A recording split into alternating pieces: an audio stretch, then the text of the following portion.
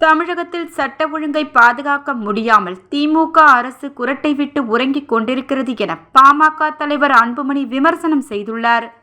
இது தொடர்பாக அவர் வெளியிட்டுள்ள அறிக்கையில், மதுரை திருப்பரங்குன்றத்தை அடுத்த தனகன்குளத்தை சேர்ந்த காளீஸ்வரன் என்ற ரவுடி நள்ளிரவில் அவரது வீட்டு வாயில் வைத்து கொடூரமான முறையில் படுகொலை செய்யப்பட்டிருக்கிறார்.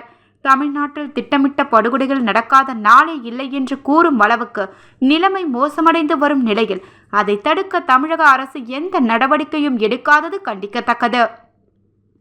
தமிழகத்தில் கொலைகள் நடக்கும் போதெல்லாம் அவை தனிப்பட்ட காரணங்களுக்காக நடத்தப்பட்டது என்றும், கொலையாளிகளை விரைவாக கைது செய்து விடுவோம் என்றும் கூறி சிக்கலை திசை திருப்புவதையே திமுக அரசு வாடிக்கையாக கொண்டிருக்கிறது.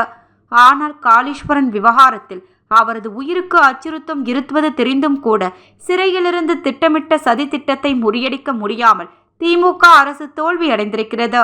தமிழகத்தில் ஒரு நாளைக்கு சராசரியாக 4.52 படுகொலைகள் வீதம் திமுக ஆட்சிக்கு வந்த 4 ஆண்டுகளில் மட்டும் 6597 படுகொலைகள் நடந்துள்ளன. இந்த எண்ணிக்கை அச்சமூட்டும் வகையிலும் கவலையளிக்கும் வகையிலும் இருக்கும் போதிலும், கொலை, கொள்ளை உள்ளிட்ட குற்றங்களை தடுத்து தமிழகத்தில் சட்ட ஒழுங்கை பாதுகாக்க முடியாமல் திமுக அரசு குரட்டை விட்டு உறங்கிக் கொண்டிருக்கிறது. இனியாவது உறக்கத்தை கலைத்து நடவடிக்கை எடுக்க வேண்டும் என அன்புமணி அவர்கள் கூறியுள்ளார்.